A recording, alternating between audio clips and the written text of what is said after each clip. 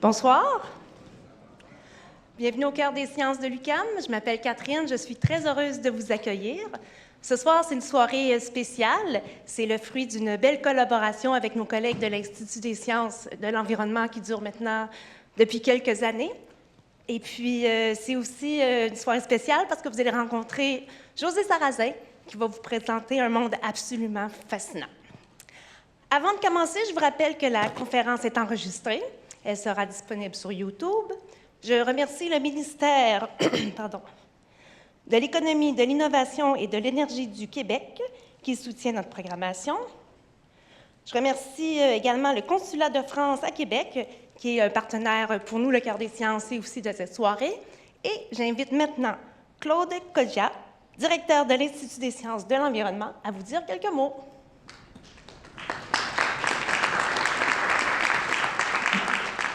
Merci beaucoup, Catherine. Merci beaucoup. Je suis très heureux de vous avoir aussi nombreuses et aussi nombreux. Moi, c'est Claude Coggia. Comme Catherine l'a dit, je suis prof au département de géographie de l'Université du Québec à Montréal. Mais je me présente à vous surtout comme directeur de l'Institut des sciences de l'environnement. Donc, c'est à ce titre que je vous accueille. C'est un heureux jour pour nous parce que ce n'est pas tous les jours que nous recevons des sommités comme José. José Sarrazin, c'est la fine fleur des océanographes. Cette fleur est d'autant plus belle qu'elle vient de chez nous. Elle vient de l'UQAM. Elle vient de l'Institut des sciences de l'environnement. Vous savez, évidemment, ça vient du Québec, ça vient du Canada. José, on est très heureux de te recevoir pour cette conférence Pierre Dansereau que tu connais si bien.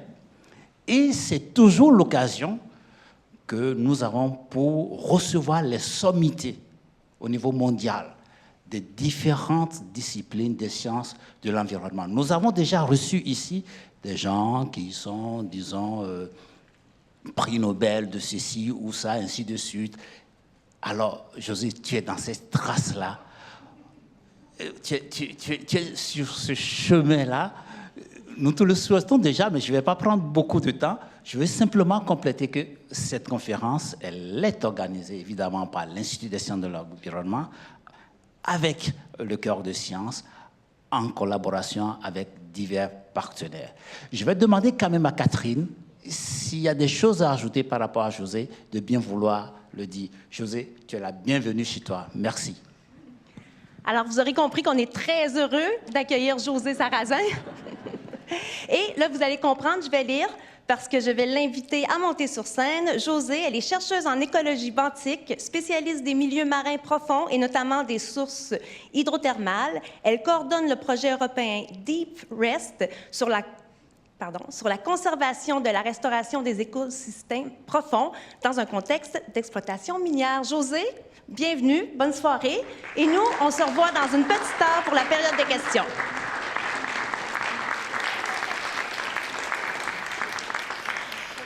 Bonsoir à tous. En tout cas, c'est émouvant comme accueil. Merci beaucoup. Je voudrais remercier l'UQAM, l'Institut des sciences de l'environnement et le Cœur des sciences. C'est quand même mon fief et je suis très fière de pouvoir venir présenter l'objet de mes recherches. Alors, aujourd'hui, je vais vous parler des écosystèmes marins profonds et de l'exploitation minière. Alors, comme vous le savez sûrement, l'océan recouvre à peu près 70% de la surface de la planète. Il produit la moitié de l'oxygène qu'on respire. Il va absorber jusqu'à 30% des émissions de CO2 et va contribuer, c'est un immense contributeur à la régulation du climat. Alors aujourd'hui, on va parler plutôt de l'océan profond. Alors qu'est-ce que l'océan profond? C'est la partie de l'océan qui va se retrouver en dessous de la zone photique. C'est la zone qui est baignée par la lumière du soleil. Donc on parle d'océan profond à partir du moment où la photosynthèse est plus possible. Donc ça va être environ 200-300 mètres de profondeur, dépendamment de où on va se trouver sur la planète. La profondeur moyenne des océans, c'est de 3800 mètres pour une profondeur maximale de 11 000 mètres dans la fosse des Mariannes. Cet océan profond, en fait, occupe 66% de la surface de la planète et plus de 93% de la biosphère. Alors, c'est quoi les conditions de vie dans les grands fonds? Alors, comme je vous le disais, comme il n'y a pas de lumière, il n'y a pas d'algues, il n'y a pas de photosynthèse, donc la nourriture va provenir plutôt va provenir des déchets de la production primaire de surface. Donc, les animaux qui vont vivre dans les grands fonds vont dépendre de cette neige marine pour s'alimenter dans la plupart des écosystèmes.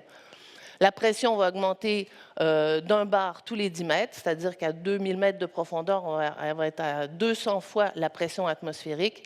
Et l'eau est extrêmement froide, on parle de 0 à 4 degrés Celsius. Et comme dirait Théodore Monod, il fait noir, il fait froid, il fait profond et il fait fin. Ça résume bien, si vous avez quelque chose à retenir, c'est ça. Alors, c'est aussi un océan à découvrir. Il y a moins de 25% des fonds océaniques qui ont été cartographiés maintenant de façon détaillée. Il y a un gros programme Seabed 2030 qui a pour objectif d'ici 2030 d'avoir une cartographie fine des grands fonds marins. Il y a moins de 0,001% de ces grands fonds marins qui ont été observés de façon visuelle ou échantillonnés, donc c'est dire la tâche qui reste à accomplir. Et il y a eu un gros programme Census of Marine Life qui s'est terminé en 2010, qui a recensé qu'il y avait 239 000 espèces marines qui ont été découvertes. Mais selon le taux de découverte à cette époque-là, il resterait de 1 à 10 millions d'espèces à découvrir. Donc ces océans profonds, c'est une grande variété de paysages et d'écosystèmes que je vais vous présenter maintenant. Donc l'océan profond, c'est du relief, c'est beaucoup de paysages. On a, je ne sais pas si j'ai mon pointeur qui va marcher. Alors, voilà, c'est comme les paysages terrestres, en fait. On va voir la plaine abyssale, on va avoir de temps en temps, sur la plaine, on va avoir la pente continentale ici, on va avoir les dorsales océaniques qui vont occuper 60 000 kilomètres, qui vont parcourir le milieu des océans. On a des grandes fosses qui descendent jusqu'à 11 000 mètres, des monts sous-marins. Bref, c'est un paysage extrêmement complexe. Alors, est-ce que vous êtes prêts à descendre avec moi? Que je vous présente. Alors, presque tout l'océan profond, en fait, plus de 80% est couvert de vases. Donc, si vous descendez, vous avez une grande chance d'arriver sur un paysage de boue. Où il va y avoir quelques organismes, comme ici cette holoturie ou cette ophiure, qui vont être à la surface du plancher océanique. Mais toute la diversité des animaux des environnements profonds va se retrouver, comme on le voit sur la petite loupe ici, dans l'interface du sédiment. Donc beaucoup de petites espèces. Et pourquoi? Parce que, comme je vous l'ai dit, ces espèces qui vivent très profond vont dépendre de la neige marine pour s'alimenter. Donc il y a très peu de nourriture, donc les espèces vont être petites et présentes en très faible abondance. De temps en temps, ces plaines abyssales vont se recouvrir de ce qu'on appelle les nodules polymétalliques. Ce sont des espèces de petits galets qui font quelques centimètres de diamètre et qui sont formés naturellement par des réactions chimiques avec l'eau de mer. Ces nodules polymétalliques, en fait, sont vraiment des îlots de vie à part entière et on va y revenir plus tard. Donc ici, vous avez une magnifique holoturie qui se promène sur les champs de nodules. La révolution s'est vraiment faite lors de la découverte des sources hydrothermales en 1977 par le sous-marin américain Alvin. En fait, c'était des géologues qui allaient vérifier un peu l'histoire de la tectonique des plaques. Alors qu'ils s'attendaient quand même à voir des sources d'eau chaude, ce à quoi ils ne s'attendaient absolument pas, c'est de trouver une diversité animale extrêmement importante. Et là, c'était vraiment la surprise, parce que, comme je vous le disais, comme il n'y a pas beaucoup de nourriture, tout le monde s'attend à ce qu'il y ait peu d'animaux. Et là, tout d'un coup, on les a appelés même des oasis de vie, il y avait une importante quantité d'animaux au mètre carré. Donc, ces géologues ont communiqué avec les biologistes. Il n'y avait pas de biologistes à bord du bateau. Ils ont dit, écoutez, on a trouvé des foisons, des écosystèmes extrêmement luxuriants. Les biologistes ont dit, mais c'est pas possible. Préserver ces trucs-là pour qu'on puisse les étudier à terre. Et en fait, ils n'avaient rien pour préserver les organismes. Donc, là, l'histoire dit qu'ils ont utilisé leur provision de whisky pour conserver les animaux et pour pouvoir ensuite essayer de comprendre comment on pouvait soutenir une telle quantité d'animaux. Ce qu'ils ont découvert, c'est que, alors, en surface, sur Terre et à la surface de l'océan, ça va être l'énergie solaire, donc via la photosynthèse, qui va produire la nourriture. Donc la base de la chaîne alimentaire, ça va être des plantes ou des algues. Dans certains écosystèmes, comme les sources hydrothermales, ça va être plutôt l'énergie chimique des fluides chauds qui va être utilisée par des micro-organismes, on parle ici de bactéries ou d'archées, qui vont devenir à la base de la chaîne alimentaire. Et donc, comme cette énergie chimique est extrêmement importante, il va y avoir vraiment beaucoup de nourriture présente, et ce qui va expliquer justement la présence de ces biomasses animales extrêmement importantes. Quelques années plus tard, donc 77, la découverte des sources hydrothermales, on parle ici début des années 80, on découvre un autre écosystème en bordure des continents qu'on appelle les sources de fluides froids, on appelle les SIPS en anglais. Là, c'est aussi un écosystème chimiosynthétique. C'est lié on se trouve en bordure des continents. Donc là, il va y avoir les fleuves qui vont charrier d'importantes quantités de matière organique, des arbres, des troncs, tout ce que vous voulez, des feuilles, qui vont arriver au fond de l'eau. Cette matière organique va progressivement s'enfouir dans le sédiment, va être pris en charge par des micro-organismes qui vont les dégrader. C'est le processus de formation des hydrocarbures, du pétrole. Et lentement, en fait, ce produit de cette dégradation va finir par suinter, d'où le terme de SIPS, à la surface du plancher océanique. Et où des micro-organismes vont les prendre en charge. Et comme vous l'avez compris, comme dans les cas des sources hydrothermales, ce sont les micro-organismes ici qui sont à la base de la chaîne alimentaire. Et ici, ce qu'on voit, c'est un champ de moules avec des vers ciboglinidés qui sont en fait des espèces endémiques, donc qui sont strictement inféodées à ces écosystèmes particuliers.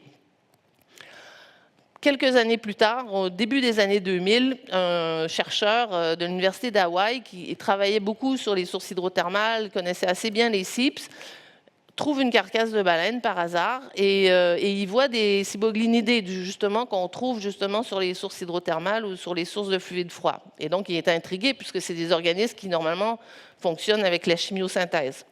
Donc il se dit, ouais, c'est bizarre quand même, et il décide de monter un projet, d'immerger des carcasses de baleines au fond pour voir qu'est-ce qui se passe en fait avec une carcasse de baleine. Et ce qu'il a réussi à montrer, c'est qu'au début, donc la carcasse est là, ça va être des organismes, des grands requins, des organismes nécrophages qui vont venir s'occuper de la carcasse de baleine, et plus le temps va passer, plus il va rester que des os. Et les os, en se dégradant dans l'eau de mer, vont produire des sulfures qui, vous l'aurez compris, vont être pris en charge par des micro-organismes, donc toujours des bactéries et des archées. Ces micro-organismes vont devenir à la base d'une chaîne alimentaire, ce qui fait qu'une carcasse de baleine va devenir un petit oasis de vie qui va pouvoir soutenir la vie pendant plus de 25 ans. Donc vous imaginez l'importance de toutes ces carcasses ou de toutes ces baleines qui s'échouent dans les grands fonds marins. En fait, ça va faire des petits îlots de vie qui vont être disséminés à travers les fonds océaniques. On a même découvert un petit ver qui s'appelle Ocedax, qui vraiment se spécialise dans la dégradation des os. Et nous, on a fait des expériences dans l'Atlantique, on a mis des os de cochon et un endroit où il n'y avait absolument pas d'Ocedax, et un an plus tard, en fait, ce petit ver, il a des larves un peu partout, et dès qu'il y a une carcasse de n'importe quel animal qui arrive, en fait, il va venir s'installer, et il va contribuer à la dégradation des eaux et former un habitat qui va pouvoir être utilisé par d'autres organismes par la suite. Finalement, un dernier écosystème qui est relativement important, dont on n'avait pas trop appréhendé l'importance, ce sont les coraux d'eau froide. Alors, c'est des coraux qu'on va retrouver sur le talus continental. Et ces coraux, contrairement à leurs cousins des zones tropicales, ne vivent pas en symbiose avec des algues. Ici, c'est vraiment des organismes filtreurs. Et ces coraux profonds, on va les trouver beaucoup dans des zones de relief parce qu'ils vont se nourrir des particules en suspension. Ils forment vraiment des vraies forêts sous la mer, forêts qui vont abriter plusieurs espèces, qui vont venir s'y reproduire, s'y alimenter. Et évidemment, c'est des zones où il y a beaucoup de poissons et donc ces coraux sont extrêmement menacés par le chalutage grand fond. Donc pour faire un petit résumé de ce que je viens de raconter, si vous avez un message à retenir, c'est que le milieu profond, vous l'avez vu, ce n'est pas un grand désert, c'est vraiment une mosaïque d'habitats. On a des écosystèmes qui vont dépendre de la photosynthèse. Donc les plaines abyssales, hein, la plupart du profond en fait vont dépendre de cette neige marine qui arrive de la surface. On va avoir nos coraux d'eau froide aussi qui vont dépendre de ce qui va arriver de la surface. Mais on a des écosystèmes un peu alternatifs comme les sources hydrothermales, les carcasses de baleines ou les sources de fluides froids qui eux vont dépendre de la chimiosynthèse. Donc, comment on étudie ces grands fonds? On a besoin de la technologie, c'est vraiment crucial. Alors, une petite note sur l'exploration des grands fonds. Il faut savoir qu'en 1843, il y avait quand même une hypothèse du Britannique Edward Forbes qui disait que les fonds marins étaient azoïques, c'est-à-dire sans vie. Il a fallu attendre une trentaine d'années lors du voyage du HMS Challenger, qui est un navire britannique qui a fait plusieurs tours dans les océans du globe, pour trouver de la vie en profondeur. C'était vraiment de l'échantillonnage là, à partir du bateau. Ils ont trouvé de la vie jusqu'à 5500 mètres de profondeur et ils ont contribué à la description de plus de 4700 espèces en 4 ans. C'est quand même un sacré record.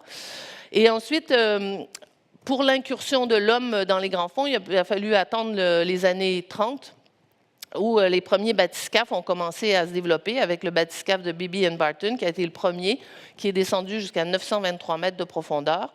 Et ensuite, il y a eu le Trieste, donc un grand submersible habité, cette fois-ci, qui est descendu jusqu'à 11 000 mètres de profondeur dans la fosse des Mariannes. Puis, quelques années plus tard, se sont développés ce qu'on appelle les sous-marins scientifiques, comme le Alvin, qui a été le premier, et le Nautil, dont je vais parler un petit peu plus tard. Ensuite, il y a eu les ROV, c'est les Remotely Operated Vehicles, qui sont des robots, en fait, qui sont téléguidés à partir de la surface. On a vu arriver aussi les AUV, Autonomous Underwater Vehicles. C'est des espèces de torpilles qui vont nous servir à cartographier les grands fonds et aussi caractériser les masses d'eau. Sachant que les AUV, contrairement et aux sous-marins habités et aux ROV, n'ont pas de pince pour pouvoir échantillonner. C'est vraiment, eux, ils servent à la carto et à la caractérisation des masses d'eau. Et puis, plus récemment, on a développé ce qu'on appelle les observatoires grands fonds. Donc, une petite note sur ces fameux ROV. Donc, c'est des engins, comme je le disais, qui sont téléguidés à partir de la surface. Donc, vous voyez ici le ROV Victor, qui est le ROV de la flotte océanographique française. Comme les sous-marins habités, c'est des engins qui sont équipés de caméras, parce que l'imagerie est vraiment pour nous une donnée scientifique importante. Ils ont des bras pour pouvoir échantillonner des roches, des animaux et tout ça. Des aspirateurs qui nous servent à échantillonner la faune de petite taille. Bref, c'est des engins qui sont équipés de tout ce qu'il faut pour faire de l'échantillonnage au fond. Comment ça marche un ROV? Vous avez ici le bateau, avec le petit container jaune en haut. Et en fait, le ROV, il est relié au navire par un câble électroporteur qui lui transmet son énergie et qui va nous permettre aussi d'avoir des images en direct. Donc à droite, vous voyez l'enceinte de pilotage en fait de ces ROV et avec les pilotes en avant-plan et les scientifiques en arrière-plan. Et le rôle ici des scientifiques, c'est de dire aux pilotes finalement d'aller échantillonner ici ou là. C'est vraiment eux qui dirigent la plongée, mais c'est les pilotes expérimentés qui vont piloter le ROV. L'intérêt avec les ROV, c'est que là, vous voyez dans la cabine, dans le container de pilotage, mais les images sont diffusées partout à travers le bateau.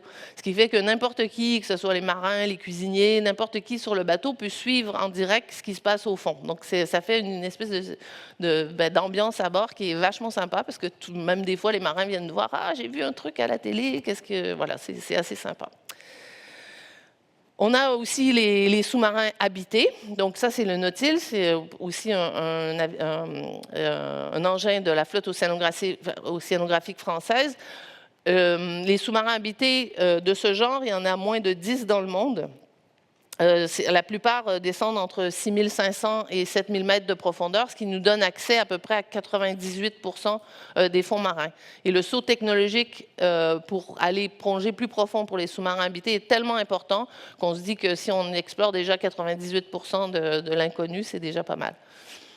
Alors là, j'ai une petite Voilà, ça c'est ma dernière plongée à 3600 mètres de profondeur sur la dorsale médio-atlantique. Donc vous voyez un fumeur noir, donc c'est vraiment ces fumeurs qui vont sortir, c'est des sources hydrothermales, donc fumeurs qui vont sortir à 350-400 degrés Celsius dans une eau de mer très froide. Et en fait, le contact de cette eau très chaude avec l'eau de mer très froide, ça va entraîner la précipitation des éléments chimiques qui sont présents dans ces fluides, et petit à petit, ça va former des grandes cheminées. Là, les cheminées que vous voyez, c'est des structures qui peuvent faire 10, 12, 15 mètres de hauteur. Donc, c'est des endroits magnifiques. Et cheminées qui sont, par ailleurs, colonisées par une faune souvent endémique, c'est-à-dire qu'on ne trouve que dans ces petits oasis de vie. Comme je vous le disais tout à l'heure, on a plus récemment, vers les années 2010, développé ce qu'on appelle les observatoires fonds de mer. Alors, nos campagnes traditionnelles, on y va à une certaine période de l'année, on y va 3 semaines, on va plonger, mais on n'a aucune idée de ce qui se passe entre un été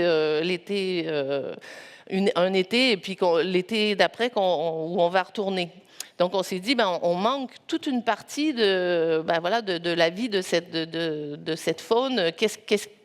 Comment varient les conditions environnementales, comment cette faune réagit aux variations environnementales. Donc, on n'avait pas d'idée de la dynamique temporelle, en fait, de ces écosystèmes.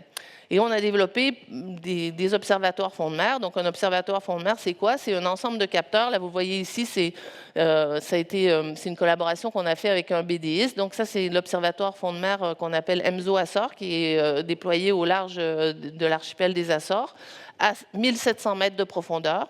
Et là, on a mouillé des instruments pour étudier de façon multidisciplinaire, avec plusieurs disciplines scientifiques, un même endroit. Donc, l'intérêt, c'est vraiment, il y a des géophysiciens qui vont étudier les séismes, la déformation de la croûte océanique, il y a des chimistes qui vont étudier la chimie des fluides. Nous, on va, avec une caméra, suivre la faune. Et mis tous ensemble, ça nous permet de raconter une histoire et de voir vraiment comment ces écosystèmes varient et s'il y a des changements de l'environnement, comment les animaux vont réagir. Alors ici, c'est juste des petites photos pour vous montrer aussi, on ne travaille pas sur des petits bateaux. On déploie des engins qui font plusieurs tonnes. Donc on a besoin de navires océanographiques d'assez grande taille. Là, ici, on est sur le navire océanographique Pourquoi pas, qui mesure 100 mètres de long. Qui a 8 étages. On est 75 personnes à bord. Donc, c'est vraiment des expéditions extrêmement coûteuses et importantes. On parle d'environ 65 000 € par jour. Donc, ça fait 100 000 $ peut-être par jour d'opération. Donc, c'est vraiment des grandes expéditions. Et quand on part, on va partir entre 3 semaines et 2 mois pour aller étudier nos écosystèmes. Ici, c'est pour vous montrer aussi que, en fait, ces navires océanographiques, c'est vraiment des bateaux, on va dire, up-to-date. Ils sont vraiment équipés pour faire toutes sortes d'opérations de conditionnement à bord.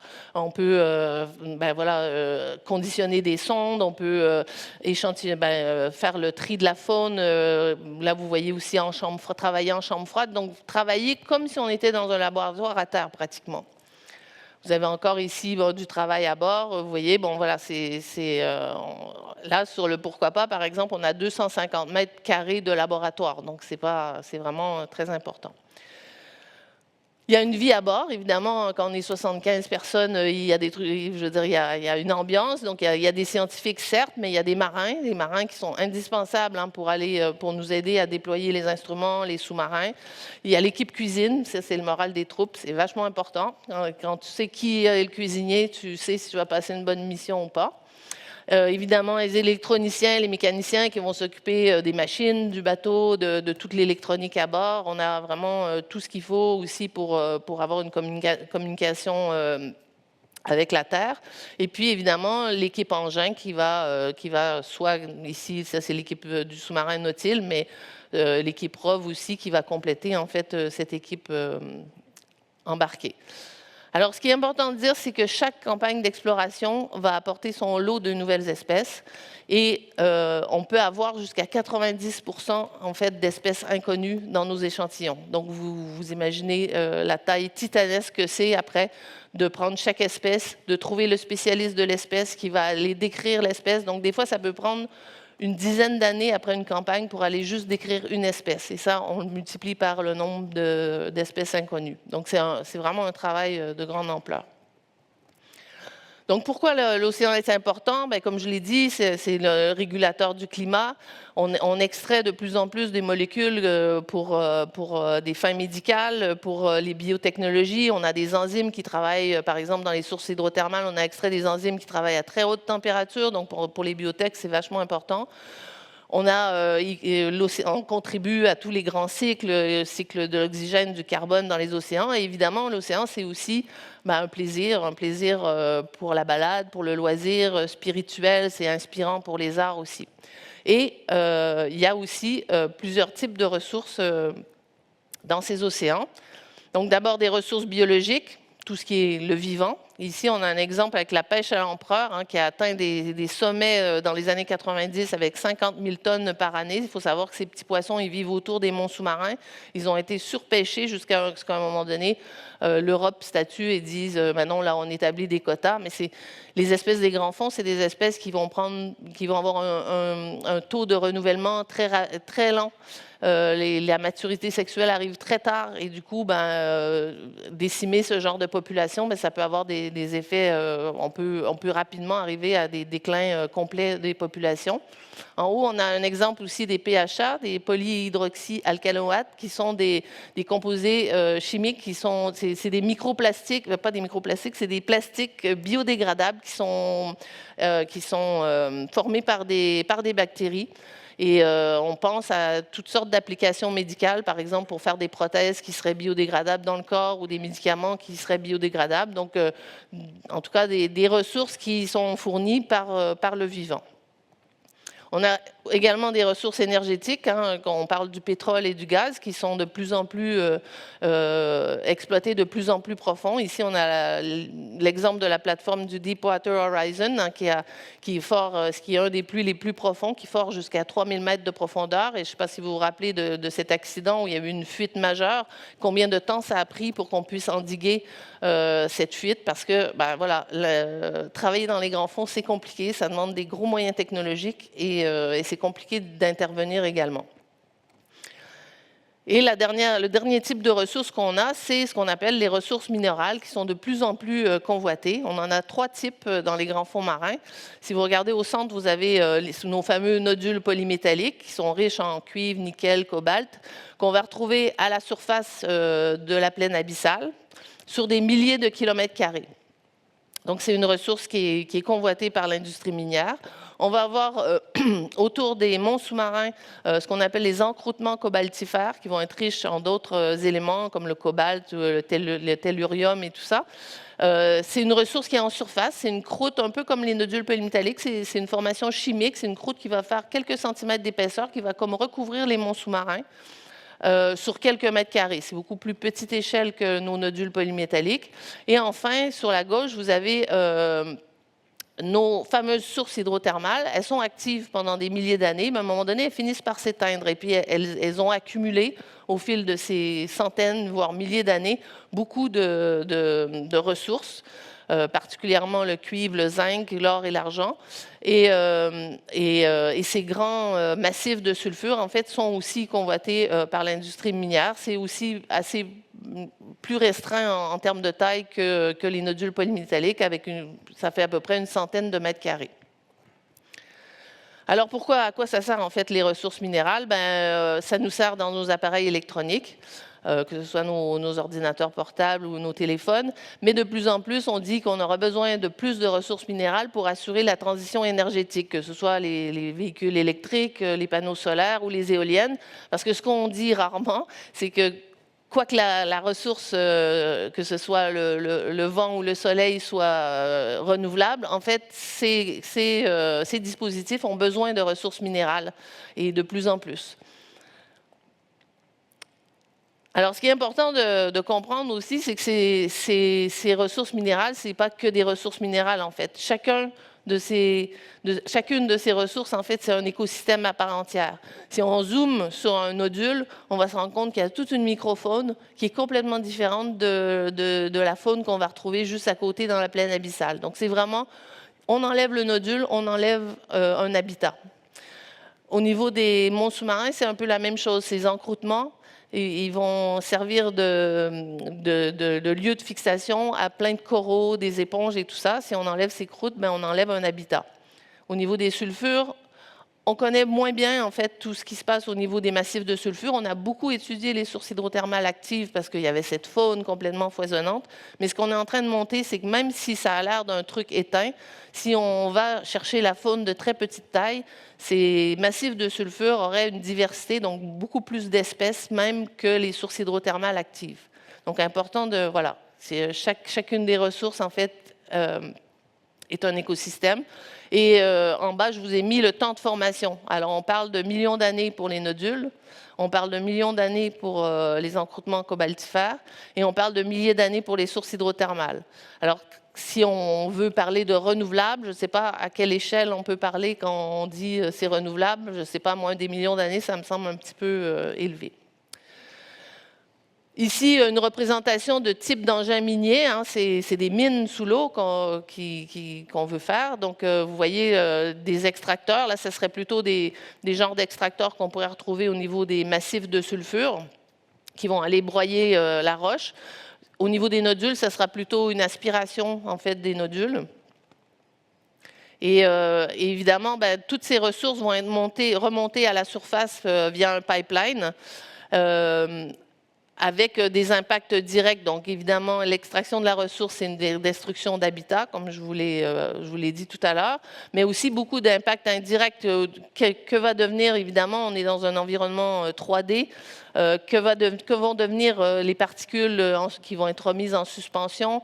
Ça va dépendre beaucoup de l'hydrodynamisme local, parce que chaque endroit, finalement, va avoir une courantologie différente. Donc, à quelle échelle, en fait, ce panache de particules va se disperser?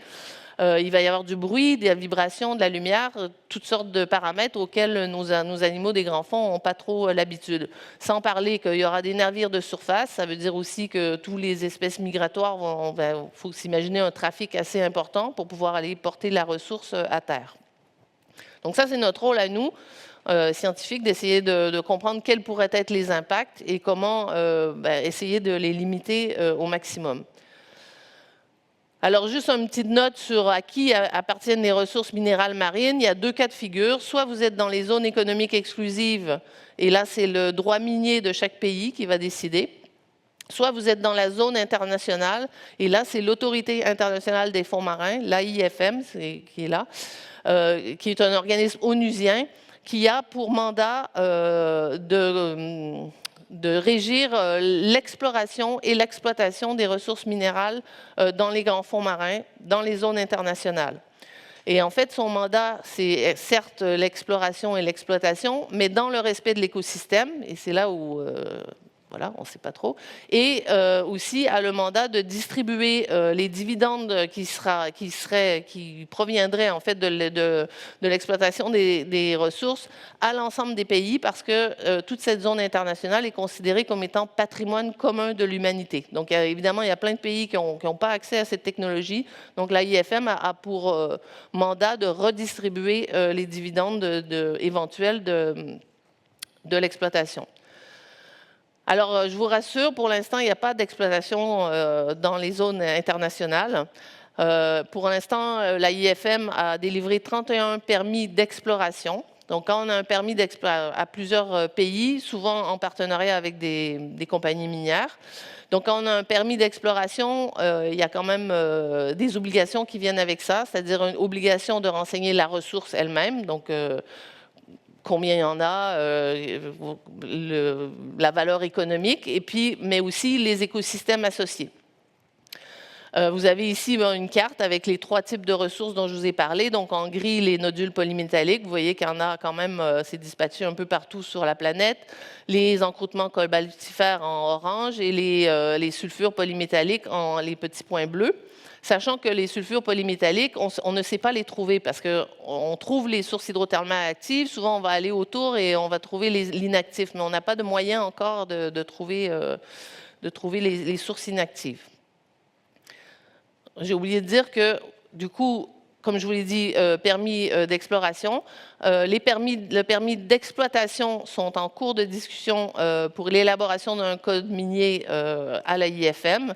Et pour l'instant, ces permis ne sont pas encore, en cours. Sont pas encore en cours.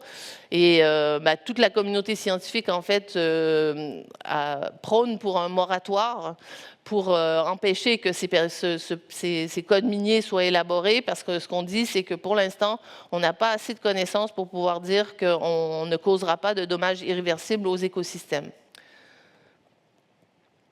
Donc, l'impact des activités humaines dans les grands fonds, là, il n'y a pas encore d'exploitation minière, mais il y a quand même toujours des impacts, que ce soit la pêche, l'extraction des ressources biologiques, l'extraction des ressources énergétiques, il y a les pollutions, hein, les microplastiques, on en retrouve jusque dans la fosse des Mariannes, plusieurs polluants chimiques également, et évidemment les changements climatiques, parce que vous avez vu, les animaux des grands fonds, ils dépendent de la nourriture qui arrive de la surface. Donc, tout ce qui va impacter en fait la surface va impacter également nos animaux des grands fonds. Et c'est vraiment, voilà, tout est interconnecté. Alors, pour terminer, quels sont les enjeux, les questions? Comme je vous le disais, on a besoin de connaissances fondamentales sur le fonctionnement de ces écosystèmes, sur la biodiversité. C'est qui ces espèces qui vivent dans les grands fonds? Vous avez vu, 1 à 10 millions à découvrir. Donc, le cycle de vie, comment ils se reproduisent, à quel moment, où sont les larves, on ne sait pas, on n'a aucune idée. Quelle est la connectivité, comment ces écosystèmes sont connectés entre eux? Est-ce que si on détruit là, est-ce que on va pouvoir préserver ailleurs? Quelle est la résilience? S'il y a un impact, quel temps ça va prendre à ces communautés à récupérer? Et évidemment, les liens avec tout ça en lien avec la circulation océanique. Il y a certes des ressources potentielles, mais des grandes contraintes quand même à évaluer en termes d'impact, en termes d'acceptabilité sociétale. Est-ce qu'on accepte en tant que société d'aller détruire des écosystèmes dont on connaît à peine le fonctionnement? Il y a beaucoup de comparaisons qui sont faites avec les mines terrestres. On dit que les mines terrestres, ça impacte les populations locales, ça fait de la pollution, ça impacte l'humain.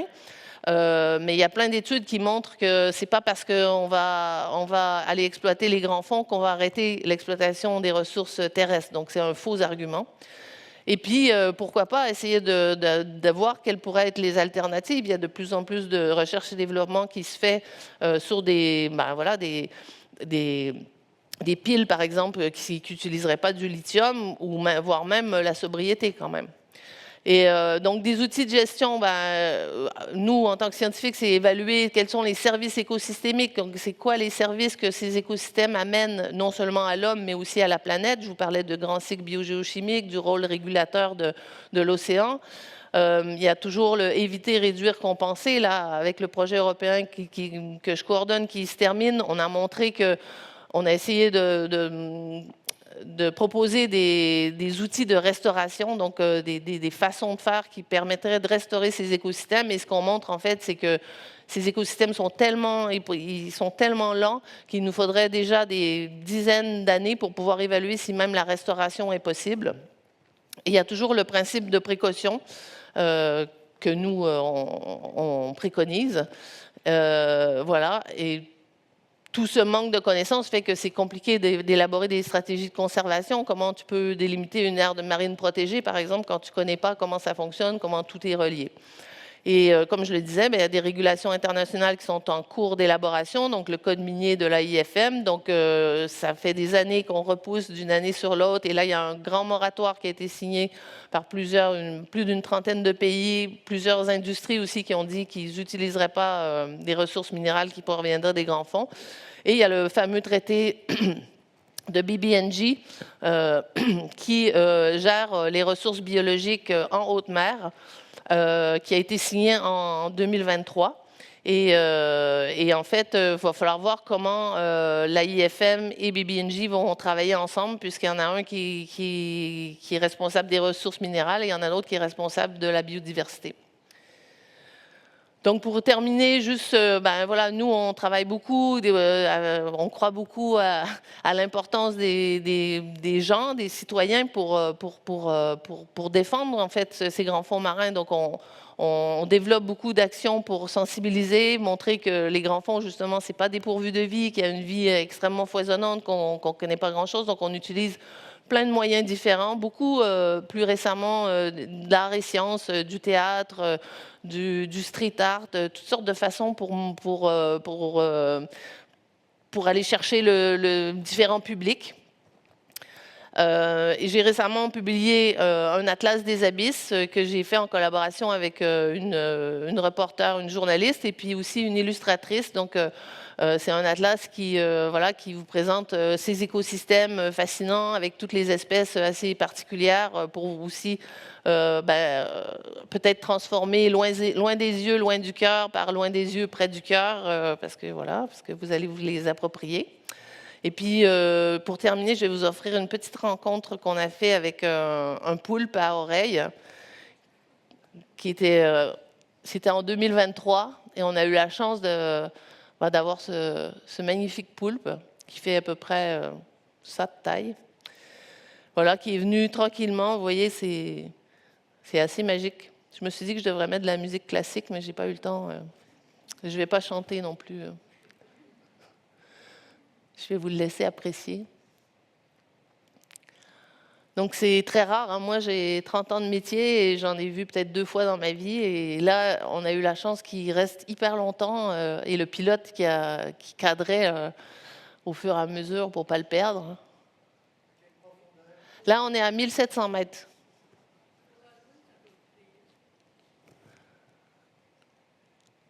Moi, ce qui me fascine, c'est son œil.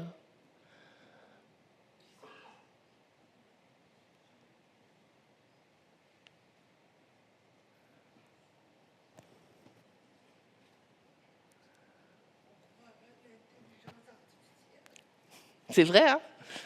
Ben non, c'est vrai. C'est un vrai de vrai.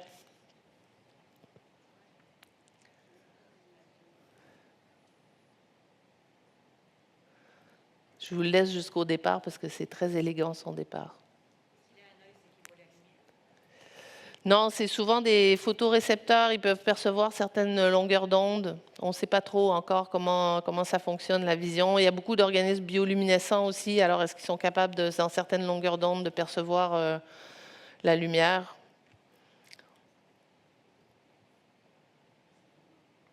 Voilà, il va partir bientôt.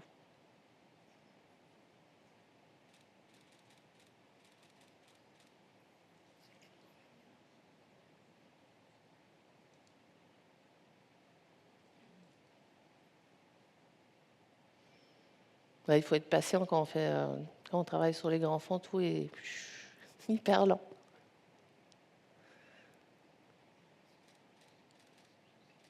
Et voilà.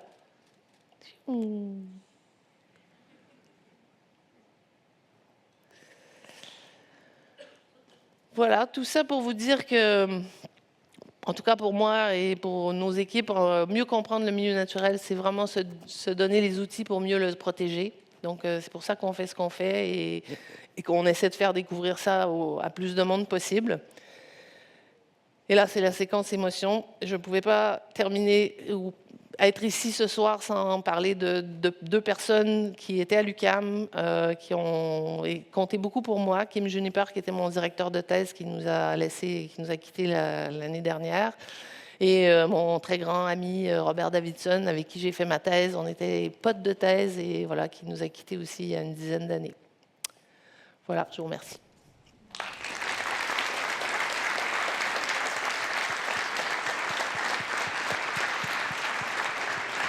Merci beaucoup, Josée. C'était franchement fascinant. Je ne soupçonnais pas les besoins technologiques autour de telles recherches. Ce n'est pas anodin le métier que vous faites, de toute évidence. Vous allez, si vous voulez, vous êtes invités à venir poser vos questions. Il y a des micros de chaque côté de la salle. Donc, vous pouvez vous nommer, poser votre question que je vous invite à faire concise. Donc, on a déjà... D'abord, merci pour votre passion contagieuse. Je me suis préparé à votre conférence en écoutant 20 milieux sous les mers, le film, qui date de 1954. Ouais. Jules Verne avait déjà, il y a un siècle et demi, pensé à des scaphandres qui pouvaient aller à 20 milieux, donc 80 000 mètres sous la mer. Il y avait des scaphandres et les gens pouvaient aller avec des scaphandres. Ouais. Il avait imaginé ça. La pression, ma question, c'est la pression. Comment les organismes à ces profondeurs-là peuvent s'adapter à une pression si forte et comment un humain pourrait, avec un scaphandre, un jour peut-être y aller? Oula, question technique. Les organismes, en fait, ils vivent dans ces grands fonds-là. Donc, effectivement, ils se sont adaptés au cours de l'évolution. Tu vois, on pense que la colonisation des grands fonds s'est faite par le bord de mer, si vous voulez, la surface. Donc, des milliers d'années d'évolution ont fait qu'ils se sont vraiment adaptés et ceux qui sont au fond ne remontent pas à la surface. Donc, c'est vraiment, en fait, les différences de pression qui font que ces organismes vont ou pas survivre. Nous, quand on remonte des organismes, plus ils sont évolués, moins ils vont survivre à la décompression. Il y a aussi des adaptations physiologiques. On a montré qu'ils avaient, au niveau cellulaire, c'est beaucoup plus malléable, en tout cas, entre les cellules. Ça permet de résister à des grandes pressions. Donc, voilà, il y a ce temps long qui a fait que ces organismes ont pu s'adapter aux grands fonds. Il y a le fait qu'on ne part pas des grands fonds pour aller à la surface. Généralement, on se cantonne ça dépend des espèces, mais dans des ranges bathymétriques assez restreints. Et des adaptations cellulaires. Mais il y a encore plein de questions sur toutes les adaptations physiologiques liées à ça. Et la question sur les scaphandres, je sais que les scaphandres existent pour des régions beaucoup moins profondes. Après, est-ce qu'on arrivera à avoir vraiment un scaphandre qui va jusque dans les grands fonds marins? J'en sais rien. Je ne sais pas. On y arrive déjà avec les sous-marins, c'est déjà pas mal. Madame, ici. Merci pour cette belle présentation. Moi, j'ai un questionnement concernant les zones d'activité économique exclusive, les zones des 200 mètres, puisque si l'organisme AIEFM peut gérer les zones communes, je pense notamment à un pays comme Nauru, dans le Pacifique, qui, je crois, a déjà donné des permis d'exploitation pour les nodules dans sa zone personnelle, sa zone de 200 mètres. Est-ce que l'AIEFM peut également gérer ces zones-là, les zones des États? Non. Donc, il n'y a rien à faire. C'est chaque État qui décide de ce qu'il fait de ses eaux, de sa zone économique exclusive. Et effectivement, Nauru avait un contrat avec TMC, qui est une des grosses compagnies minières qui a des velléités dans les grands fonds. Et ce n'était pas des nodules, c'était plutôt des sources hydrothermales d'ailleurs. Et il y a eu, des ONG et des citoyens qui se sont un peu révoltés quand ils ont découvert en fait la richesse de la faune qu'on trouvait dans ces environnements-là et qui sont revenus en arrière en fait sur l'exploitation. Mais j'ai eu vent qu'ils recommencaient que. Il faut savoir que Nauru a exploité énormément ses ressources terrestres, que c'est un pays qui est pas en faillite, mais presque, et qu'il est à la recherche évidemment de moyens économiques pour pouvoir survivre. Ouais. Mais malheureusement, l'AIEFM ne s'occupe que, comme je le disais, de la zone, donc la zone internationale. Okay, donc pour les petits pays qui ont besoin vraiment de cette ressource minière, parce qu'ils ont déjà gâché toutes leurs ressources au sol. Ouais. On ne peut plus rien faire, ils ont donc tous les droits. Il y a l'action des ONG, comme je disais, peut-être. Voilà. Puis la sensibilisation, moi je crois beaucoup à la sensibilisation et aux citoyens, parce que même en Norvège, il y a eu des velléités et ils sont un peu revenus en arrière parce que justement les ONG et les citoyens se sont un peu rebellés. Donc la Norvège, pour l'instant, ils sont repartis sur de l'exploration et pas de l'exploitation. Merci. On va retourner de l'autre côté. Très belle présentation, beaucoup d'informations. Pour l'exploitation minière, ce que je trouve, moi, je regarde les nodules, la croûte, puis les sulfures. Dans ça, c'est les sulfures qui sont vraiment intéressants. Je parle en termes cuivre, parce que c'est ça le gros problème dans l'électrification, c'est surtout le cuivre. Le lithium, il y a des ressources terrestres, il y en a pour les fous, pour les fins, considérant que les piles lithium-ion, il y a calcium-ion qui s'en vient, oui, puis sodium-ion, etc. Puis il y a d'autres choses qui sont en développement, fait que le problème ne se pose pas dans les prochaines 20-30 ans. Toutes les technologies évoluent. Pourquoi je parle moi, ce qui m'intéresse, c'est les sources hydrothermales, Oui. parce que si vraiment quelqu'un va aller là, c'est peut-être la place, parce qu'à cause du cuivre, le prix, l'or, le prix est démentiel. Je veux dire, c'est intéressant. Et ce que je voulais savoir, ce que vous aviez dit, c'est que les sources hydrothermales actives, puis il y a les sources hydrothermales passives, puis c'est plus ou moins connu les passives. C'est ce que je peux comprendre. Inactives. Ben, c'est ça, inactives. Donc, ça concerne une superficie de combien? Là, j'ai vu voir peut-être une cinquantaine de points bleus. Ça veut dire une superficie qui pourrait être de quoi pour ces sources hydrothermales-là? Je ne peux pas répondre, je OK, ne sais pas. Je ne sais pas, mais le truc, c'est que pour l'instant, en termes, comme je le disais, les sources hydrothermales inactives, on a du mal à les trouver parce que souvent, elles sont hors axe, elles ne sont pas nécessairement sur la dorsale et on n'a pas de moyens encore, même technologiques, pour les trouver. Donc, on les trouve un peu par hasard. Et pour l'instant, dans ce qu'on connaît, il y a très peu de ces dépôts qui sont économiquement viables parce qu'ils ne sont pas assez gros pour pouvoir justifier une exploitation. Il faut savoir qu'une exploitation à des grandes profondeurs comme ça va coûter énormément cher. Si on rajoute à ça le prix aussi de l'éventuelle restauration, pour l'instant, tous les économistes disent que pour l'instant, aucune de ces ressources n'est viable économiquement à l'heure actuelle. Mais après, ça dépend aussi des cours des métaux. On est très dépendant de ça. Et... Parce que moi, je vois, c'est cette cible-là, Ouais. si les gens veulent aller là. Mais il faut que les dépôts soient assez volumineux. Et pour l'instant, il y en a très peu. Mais ça dépend des concentrations. Oui. C'est une question de concentration. Si c'est disséminé, oui, mais si c'est concentré, là, c'est une paire de manches. Je ne vais pas prendre trop de temps par rapport à ça. Et ce que je trouve, parce que moi, j'ai été dans l'industrie de la pêche, j'ai dans l'exploration minérale, OK, puis je trouve qu'au niveau des océans, c'est le bordel. Là, je veux dire, les pêches, les Monsieur, je vous interromps.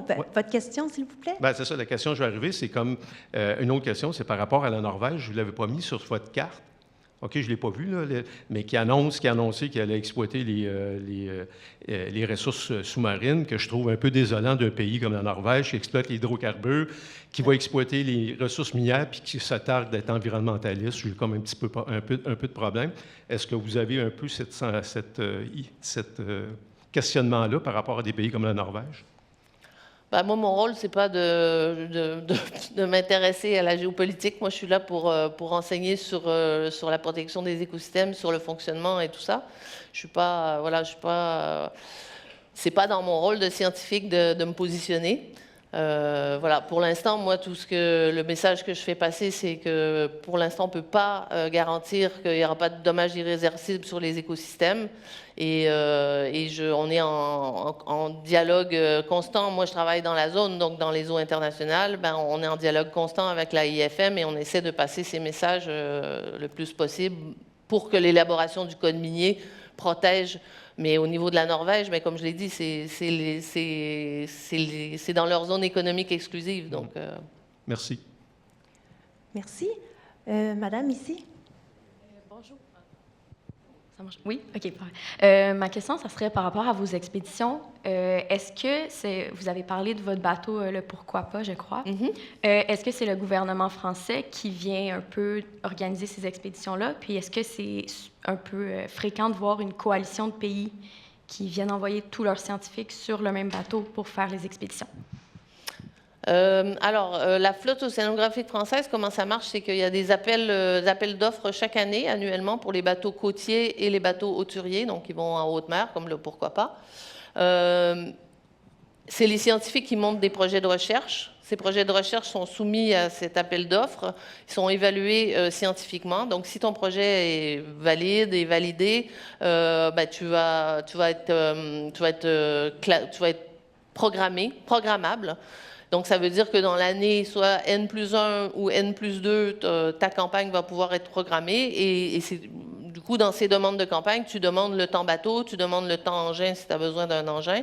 Et c'est tout ça, si tu es programmé, qui va être offert, on va dire, par l'État. Dans nos campagnes, on a l'habitude de travailler beaucoup à l'échelle européenne plutôt, mais avec, des partenaires de plusieurs pays européens qui, on a des communautés scientifiques assez étendues en Europe. La prévision d'une expédition comme ça, c'est sur 1 an, 2 ans, 3 ans? C'est très, très long. En fait, à partir du moment où tu penses ton projet, tu soumets il peut se passer entre, on va dire, entre 4 et 5 ans. Entre le moment où tu as pensé au projet, tu l'as rédigé, il est passé en commission, il a été programmé, qui va être programmé N+2. Donc, c'est un processus assez long, ouais. Monsieur?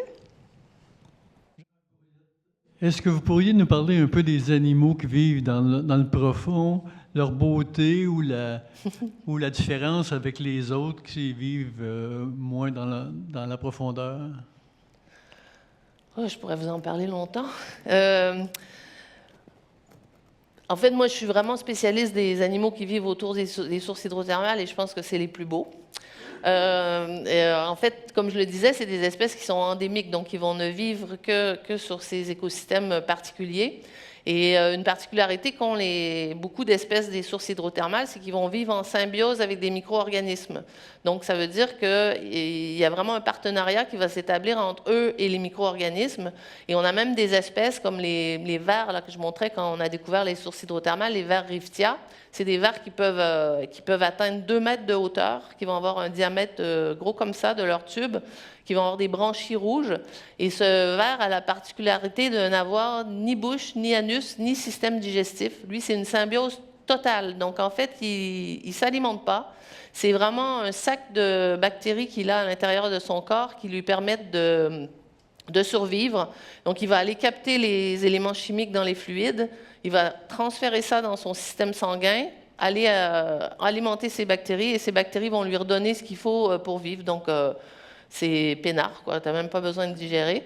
Et donc, ces animaux... et après, il y a différents... On va dire que ce ver qui s'appelle Riftia, c'est une symbiose totale, c'est assez marginal, mais on a quand même d'autres espèces qui vivent aussi. On a des moules, par exemple, qui vivent en symbiose avec des micro-organismes, des doubles symbioses, c'est-à-dire qu'ils vont avoir, mettons, des bactéries qui vont consommer du méthane et des bactéries qui vont consommer du sulfure dans leurs branchies. Et selon... la chimie du fluide, ça va être soit les bactéries méthanotrophes qui vont être actives ou les bactéries sulfo-oxydantes. Donc, c'est vraiment des systèmes qui leur permettent de pouvoir survivre à des variations des fluides assez importantes. Et en plus de ça, ces moules, en plus d'avoir des doubles symbioses, elles ont gardé la capacité de filtrer, c'est-à-dire que si la source hydrothermale s'éteint, elles peuvent survivre pendant un certain temps, on ne sait pas trop combien de temps, ce qui leur permettrait potentiellement de se reproduire ou d'envoyer des larves le temps que la source hydrothermale est en train de s'éteindre. Et ces espèces qui vivent en symbiose, on les appelle des espèces ingénieurs. Parce qu'en fait, comme c'est des espèces de grande taille, elles vont former un habitat en 3 dimensions. Par exemple, les moules, ces moulières, c'est un habitat en 3 dimensions qui vont permettre à plein d'autres organismes de venir vivre à travers elles et augmenter comme ça le nombre d'espèces en fait qui va vivre en leur fournissant un habitat, un abri et toutes sortes de conditions. Donc on a des espèces assez spéciales ou des crevettes aussi avec une grosse tête remplie de bactéries qui vont s'approcher du fluide pour pouvoir alimenter leurs bactéries qui sont dans leur grosse tête, mais pas trop non plus parce que c'est 400 degrés Celsius, donc ça peut brûler quand même. Et du coup, elles vont faire une espèce de balai autour des sources hydrothermales. C'est assez fascinant. Merci beaucoup.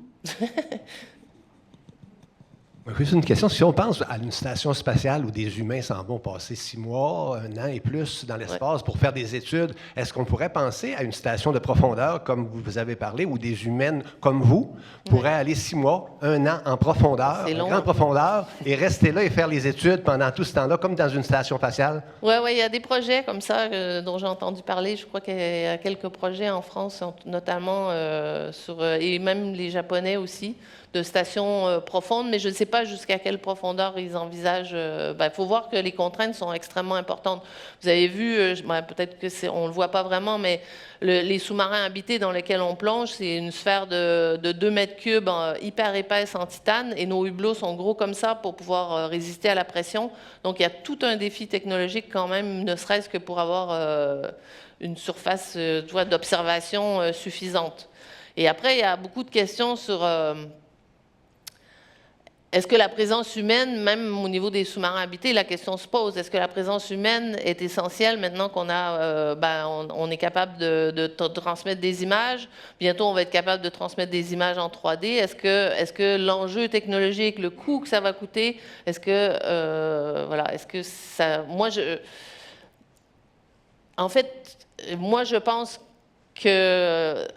En ayant plongé dans un sous-marin habité après avoir travaillé 2 ans sur des images en 2D, je dirais que c'est vrai que notre perception humaine, on réfléchit en 3D et j'avais pas appréhendé du tout, par exemple, ces grands édifices hydrothermaux de la même façon que quand j'ai plongé autour. Puis là, je me suis dit, waouh, c'est vrai que 10 mètres, puis voilà, puis il y a le relief hyper complexe et tout ça.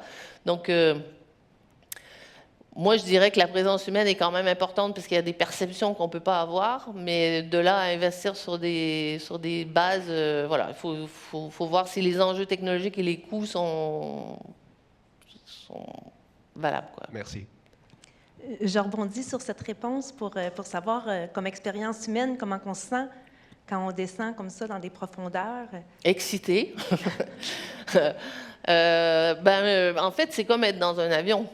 Et on n'a pas besoin... Le seul truc pour lequel on nous teste, c'est la claustrophobie, parce que voilà, on est 3 dans une sphère de 2 mètres cubes pendant 9 heures de temps, voilà, très proches les uns des autres. Donc, mais sinon, on n'a pas de palier, par exemple, comme en plongée sous-marine et tout ça. On ferme le hatch, la pression atmosphérique est gardée dans le sous-marin, et voilà, on plonge pendant le temps de la plongée, et après on remonte. Il n'y a pas de sensation vraiment physique. Mais voilà, faut pas être claustrophobe, ça c'est sûr. Merci. Julia?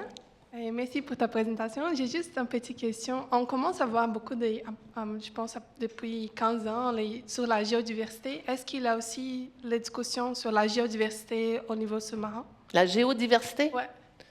Oui, comme je le montrais, voilà, on a plein de paysages dans les grands fonds. Et évidemment, la géologie joue un rôle très important. On n'a pas la même faune sur les dorsales océaniques qu'on va avoir sur des monts sous-marins, quoique c'est de la roche pareil. Donc, effectivement, cet aspect est extrêmement important. On n'a pas les mêmes espèces sur du substrat meuble comme la vase qu'on va avoir sur du substrat dur.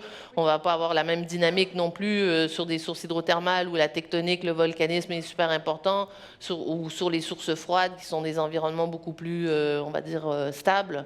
Donc, effectivement, c'est très intriqué tout ça. La biologie ne serait pas là sans la géologie.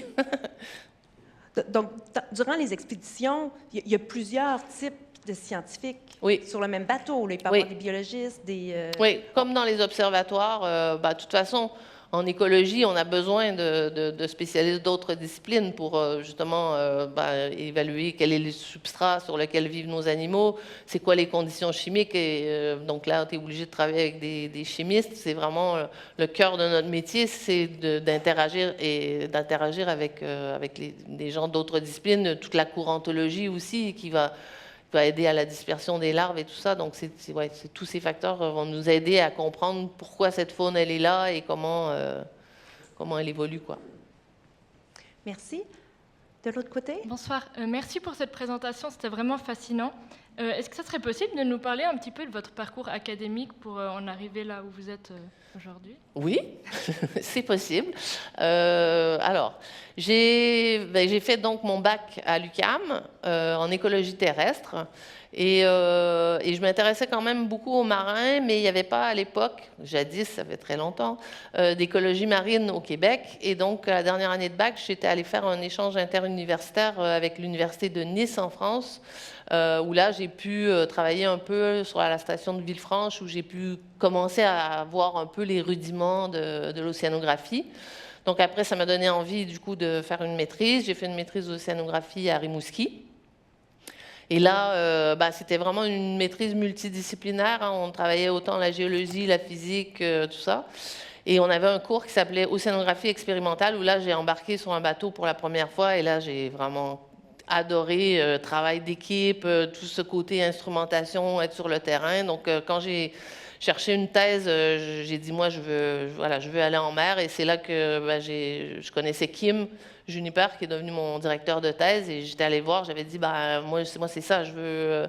Et je me rappelle que Kim, il m'avait pondu un texte qui faisait un petit paragraphe où il parlait de sources hydrothermales, de sulfure, de machin, et je comprenais absolument rien de ce qui était écrit, mais ça m'a tenté quand même. Et du coup, j'ai fait ma thèse avec lui, et c'est comme ça que j'ai commencé à travailler sur les sources hydrothermales. Donc, thèse que j'ai fait à l'Institut des sciences de l'environnement et à l'UQAM. Et après, j'ai fait un postdoc de 2 ans aux États-Unis, à Woods Hole. Et je suis revenue ici, j'ai fait un autre postdoc ici. Comme je ne trouvais pas de poste, c'est compliqué hein, quand même, c'est un domaine, c'est hyper pointu, trouver un poste dans le monde, c'était compliqué. Donc j'ai fait 1 an de coordination de l'Institut des sciences de l'environnement avant finalement que le poste s'ouvre en France et que je rebifurque vers la science. Voilà, en gros. Merci. Monsieur?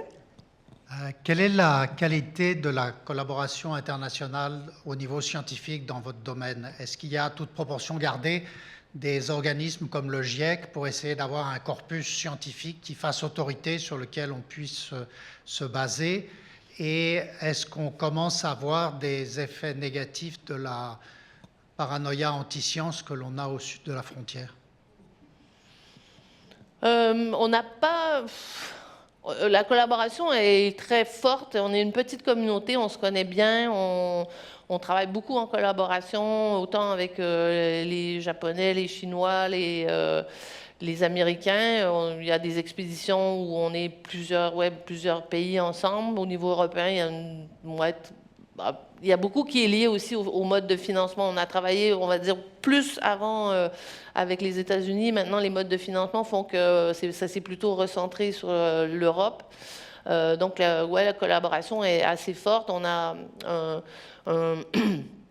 une espèce de consortium d'experts aussi à l'échelle internationale qui s'appelle le DOSI, Deep Ocean Stewardship Initiative, qui porte sur la gouvernance des grands fonds, où là, on a des experts, des économistes, des juristes et pas mal de biologistes qui discutent, on est présent à l'AIFM, on a des observateurs et tout ça, qui a on va dire de plus en plus fort impact, qui écrit des papiers pour les politiques.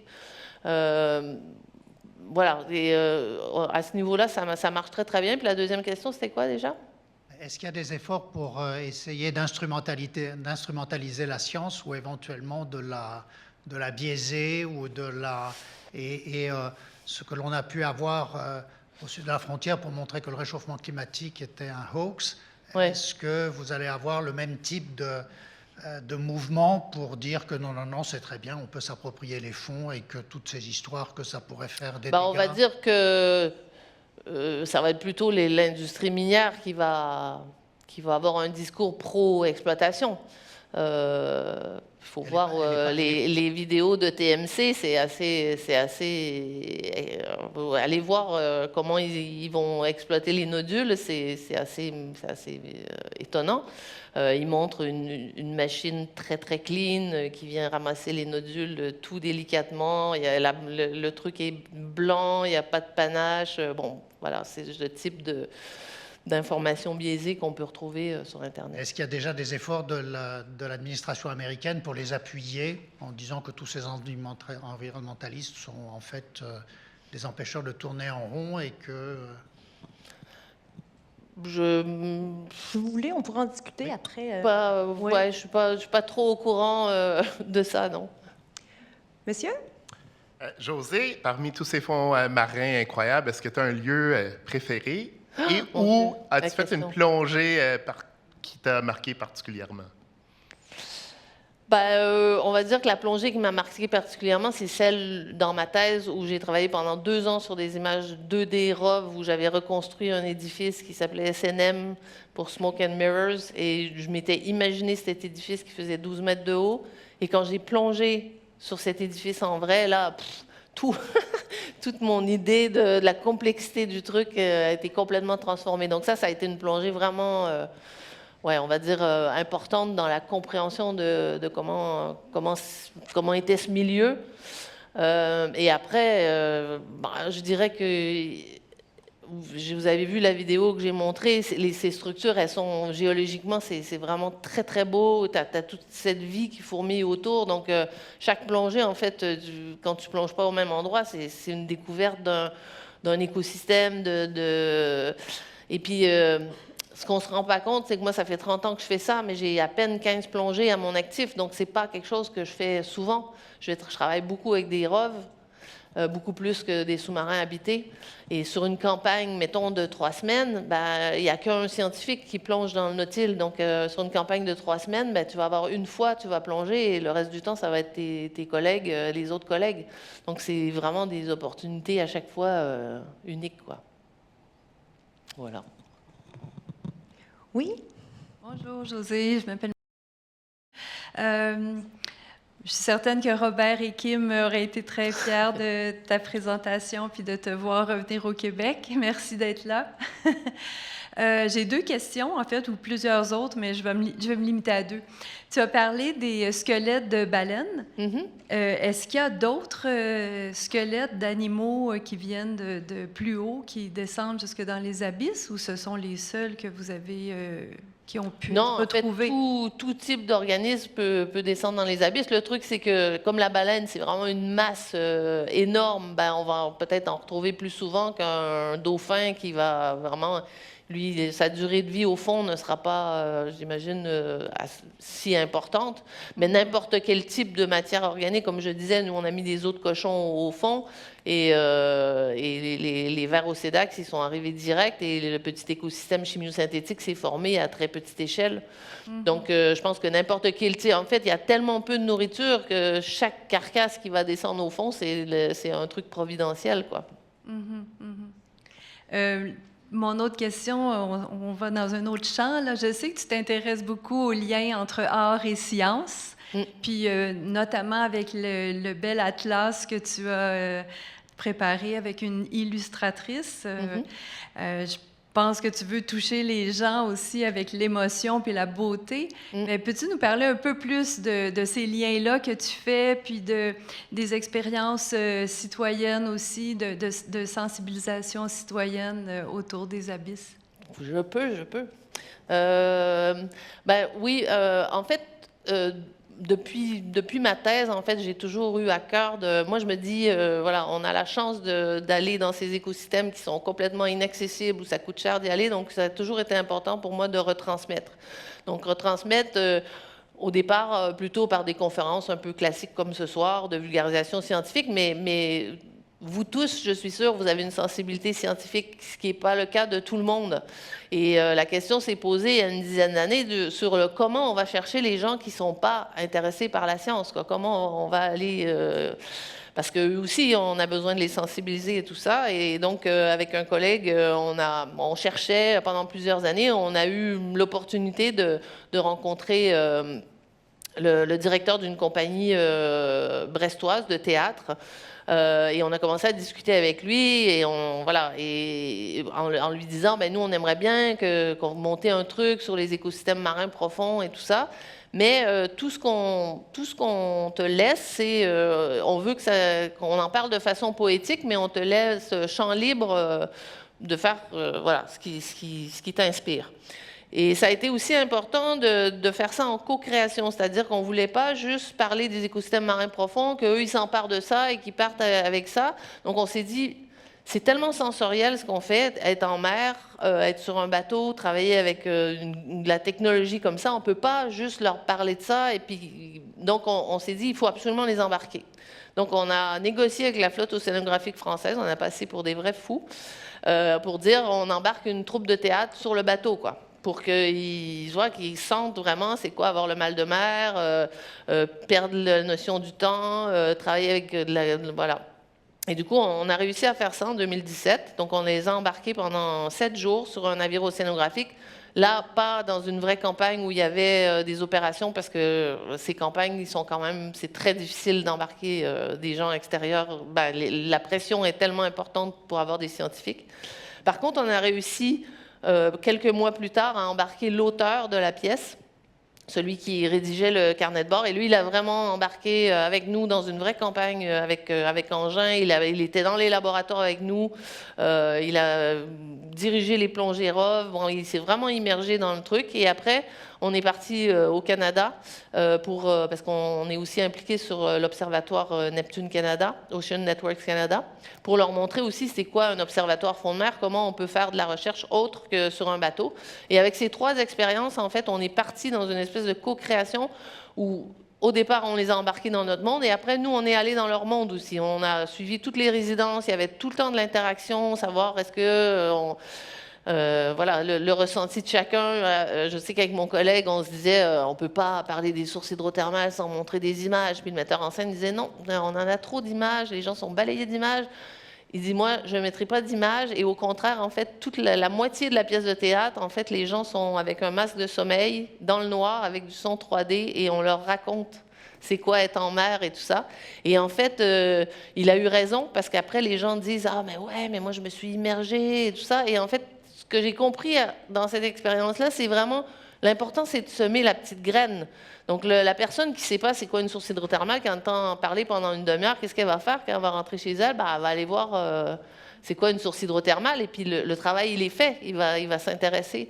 Et donc, petit à petit, du coup, ça m'a fascinée. Du coup, j'ai multiplié, on a créé des ateliers arts et sciences, donc avec les étudiants, des étudiants de maîtrise là-bas, où là, on part d'un objet scientifique, on travaille en théâtre, en écriture et tout ça, et on arrive à la fin de la semaine avec des petites créations sur les environnements marins profonds. Donc ça fait 5 ans que je fais ça, des petits workshops comme ça.